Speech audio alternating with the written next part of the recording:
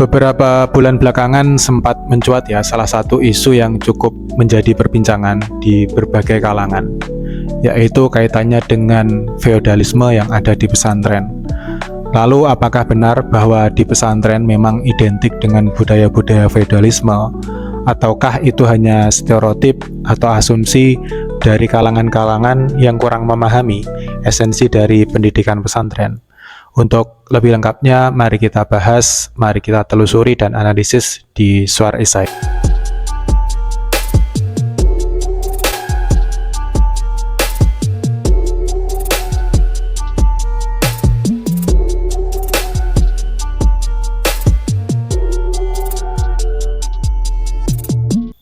Sebelumnya disclaimer dulu ya, bahwa saya juga pernah mondok di pesantren kurang lebih 10 tahun. Jadi sedikit banyak saya juga merasakan ikut merakam budaya-budaya yang diajarkan di pesantren, ajaran-ajaran yang diajarkan di pesantren. Dan nanti saya akan kaitkan dengan isu feodalisme yang sekarang marak diperbincangkan.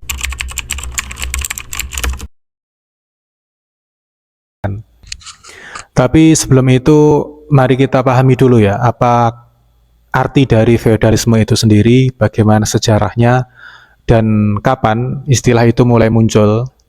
Feodalisme sendiri berangkat dari satu istilah yang menurut bahasa Latin, dari feod yang artinya tanah lahan. Nah, istilah feodalisme ini itu juga memiliki sejarah panjang. Sebelum munculnya sistem-sistem negara seperti demokrasi, republik, dan lain sebagainya, bangsa-bangsa di berbagai dunia, termasuk di Eropa, itu menerapkan sistem-sistem kerajaan. Nah, sistem kerajaan ini lebih mudahnya dipahami adalah bahwa raja memimpin suatu wilayah dan di situ memiliki kuasa penuh atas wilayah tersebut. Suatu ketika di abad pertengahan bangsa Eropa, raja itu memiliki satu sistem di mana raja tersebut mengakomodir lahan-lahan yang dimiliki oleh rakyatnya. Itu bahasa yang halus ya, bahasa kasarnya merampas. Raja itu merampas tanah-tanah lahan garapan rakyatnya dan kemudian membagikannya kepada bangsawan, kepada prajurit yang mengabdikan dirinya kepada raja. Nah, lahan-lahan yang sudah dibagikan kepada bangsawan tersebut kemudian diolah oleh rakyat-rakyat jelata, rakyat-rakyat biasa.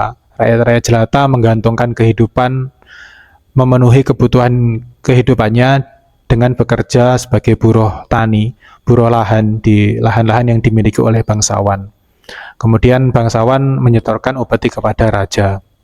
Lambat laun, seiring berkembangnya zaman, seiring berkembangnya sistem itu, kemudian rakyat biasa merasa bahwa dengan sistem ini mereka merasakan bahwa hak mereka tidak terpenuhi secara utuh. Karena dulu mereka punya lahan, terus kemudian lahannya diambil alih oleh raja, kemudian mereka harus bekerja kepada bangsawan. Dengan sistem upah yang harus mereka taati, mereka kurang memiliki kuasa atas pekerjaannya dan lain sebagainya. Sehingga mereka merasa hierarki antara raja, bangsawan, prajurit, terus kemudian rakyat jelata, itu sangat membuat mereka menderita. Jadi mereka merasa diperbudak dengan sistem itu. Lalu kemudian feodalisme atau feod itu identik dengan pengertian perbudakan, kemudian eksploitasi dan lain sebagainya. Nah, bagaimana feodalisme sendiri berkembang, kemudian bentuk-bentuk dari feodalisme yang klasik, kemudian di era kekinian itu terus berkembang, merambah ke berbagai sektor dari mulai politik, ekonomi, dan lain sebagainya. Saya kasih contoh salah satu feodalisme yang ada di wilayah politik ya, di ranah politik. Semisal hanya orang-orang tertentu yang bisa menduduki jabatan-jabatan penting. Misalnya hanya keturunan dari raja atau keturunan dari presiden atau kerabatnya, dan sehingga rakyat-rakyat jelata tidak mempunyai akses, tidak mempunyai kesempatan untuk menduduki posisi-posisi penting. Itu dalam ranah politik berkembangnya seperti itu. Dalam ranah ekonomi hanya orang-orang tertentu yang memiliki hak untuk mengelola suatu lahan misalnya, atau mengelola suatu komoditas tertentu misalnya seperti itu. Nah, kemudian bagaimana feodalisme di lingkungan pesantren dan bagaimana kebenaran dari pendapat-pendapat feodalisme di lingkungan pesantren.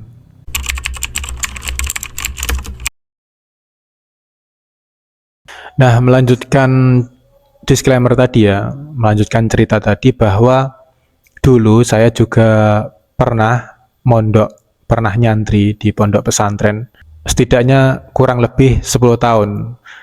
Dan di situ saya merasa kurang relatable dengan isu yang feodalisme yang ada di pesantren ini. Karena dulu hierarki antara kiai dan juga santri itu sangat tipis.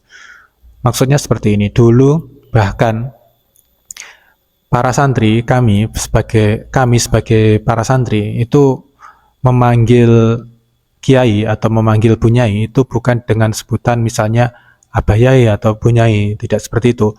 Tetapi kami memanggil beliau dengan sebutan bapak dan juga ibu. Pun dengan anak kiai misalnya, Gusnya, Gus yang berada di pondok pesantren saya dulu itu justru tidak berkenan dipanggil Gus, malah meminta untuk dipanggil Mas saja. Jadi ya kita akrab dengan memanggil Mas, bukan memanggil Gus. Pun ketika kita menghormati kiai atau menghormati bunyai dan keluarga dalamnya, itu bukan dalam konteks kita dipaksa menghormati, dalam konteks kita diperbudak atau dieksploitasi, tidak. Tetapi ya serupa kita menghormati bapak ibu kita, bapak ibu kandung kita, serupa kita menghormati kakak-kakak kita.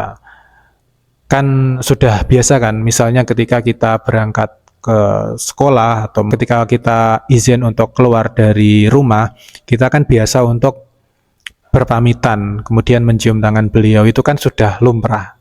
Nah, tolong bedakan feodalisme dengan hormat. Kalau hormat ini kita wajib ya. Misalnya begini, saya menunduk di hadapan orang tua, itu bukan feodalisme. Bukan. Nah, sekarang begini, ada anak kecil hormat cium tangan ke pendeta. Ini bukan, memang caranya anak santri begitu cara hormatnya. Artinya itu tidak tersatu pun terbesit bahwa itu mencerminkan strata kita lebih rendah daripada orang tua kita, misalnya seperti itu. Pun ketika di lingkungan pesantren, karena di lingkungan pesantren dulu yang bertugas sebagai bapak dan ibu kita ketika di pesantren adalah kiai dan bunyai serta warga dalamnya. Jadi ya kita menempatkan diri sebagai anak di situ. Anak yang diasuh, yang diajari budi pekerti, akhlak dan pengetahuan. Ya ketika kita misalnya berangkat ke sekolah, ya kita cium tangan, ya kita berpamitan, kita menuruti perintah-perintah beliau dalam rangka penghormatan, bukan dalam rangka diperbudak ataupun dieksploitasi. Jadi kalau dibilang bahwa di pesantren itu ketika kita misalnya menaati perintah kiai atau menaati atau kita menunduk atau kita mencium tangan beliau, ketika diistilahkan itu perbudakan, saya kurang relatable. Meskipun ya mungkin ada, saya tidak memungkiri bahwa mungkin di pondok-pondok pesantren yang lain mungkin ada yang kiainya itu minta dihormati sedemikian rupa, minta dicium kakinya dan lain-lain. Tetapi sejauh pengalaman saya di lingkungan saya, terus kemudian di lingkungan pertemanan-pertemanan saya yang memiliki yang mondok di tempat-tempat yang berbeda, sejauh pengalaman saya itu tidak pernah ada ceritanya kiai yang minta dihormati sedemikian rupa sampai dicium kakinya dan lain sebagainya. Tidak. Perbudakan itu adalah orang yang kemudian cukup terpaksa melakukan segala sesuatunya karena ketidakmampuan. Sedangkan kita sebagai santri ini, wallahil azim, tidak ada satupun kiai yang pernah minta untuk dihormati santrinya. Ya, bentuk penghormatan itu pure dari kesadaran dari diri kita sendiri, awareness dari diri kita sendiri. Saya mengerti bahwa isu feodalisme ini sebenarnya berangkat dari sentimen kepada tokoh-tokoh agama yang memanfaatkan posisi sosialnya, status sosialnya sebagai seseorang yang lebih mengerti agama, tetapi memanfaatkan posisi tersebut sampai memanfaatkan misalnya status-status sebagai dia mengklaim dirinya sebagai Habib misalnya, kemudian merasa sah untuk dicium kakinya, merasa sah untuk santrinya bertekuk lutut kepadanya, merasa sah untuk memerintahkan santrinya secara berlebihan. Selain itu mungkin sentimen ini muncul karena ada berita-berita yang marak sekarang, yaitu terkait dengan tokoh-tokoh agama yang melakukan pelecehan seksual dan lain sebagainya. Dari situ mungkin muncul isu bahwa di pesantren identik dengan feodalisme, dan kemudian merambah ke pondok-pondok pesantren yang sebenarnya sistemnya biasa-biasa saja, tidak sefeodal yang dibayangkan oleh khalayak umum, seperti itu.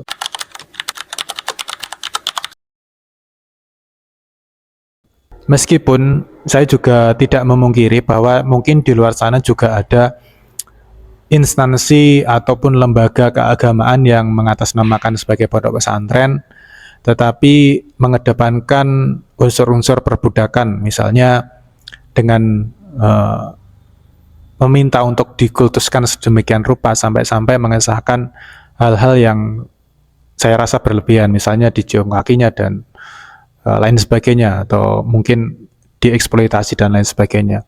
Saya tidak memungkiri hal tersebut, maka ketika kita memilih untuk berada di posisi tengah-tengah, kita tidak bisa untuk menguniversalkan bahwa di pesantren semua pesantren identik dengan feodalisme. Itu menurut saya kurang bijak. Ya, seperti ketika di salah satu instansi pemerintahan misalnya kita mengatakan semua pejabat buruk, belum tentu kan, karena memang ada pejabat-pejabat yang baik dan melaksanakan tugas sesuai pada aturannya. Terakhir yang ingin saya katakan, yang ingin saya tekankan, bahwasanya isu feodalisme di pesantren ini berangkat dari sentimen kepada tokoh-tokoh agama yang menggunakan ketokohannya untuk memperbudak atau mengeksploitasi atau minta untuk dikultuskan sedemikian rupa. Tetapi apakah semua pesantren identik dengan budaya feodalisme? Saya katakan tidak, karena banyak pesantren-pesantren yang mempunyai ajaran-ajaran yang murni tidak ingin dikultuskan, kiai-kiainya tidak ingin dikultuskan, anak-anak kiainya ya bersikap biasa saja, justru malah menekankan kerendahan hati dan lain sebagainya. Banyak pesantren-pesantren yang melahirkan generasi-generasi yang memiliki potensi yang luar biasa di negeri ini. Banyak pesantren yang melahirkan generasi-generasi emas, melahirkan generasi yang mempunyai adab, kesantunan, pengetahuan, dan lain sebagainya. Jadi tidak bisa kita universalkan semua pesantren identik dengan feodalisme. Dan kalaupun ada pesantren-pesantren yang identik dengan feodal, maka menurut saya itu tidak bisa dikatakan sebagai lembaga pesantren yang murni, karena lembaga pesantren yang murni selalu mengajarkan kerendahan hati, tawaduk, dan lain sebagainya. Terima kasih sudah mengikuti video ini, dan sampai jumpa di video-video selanjutnya. Wassalam.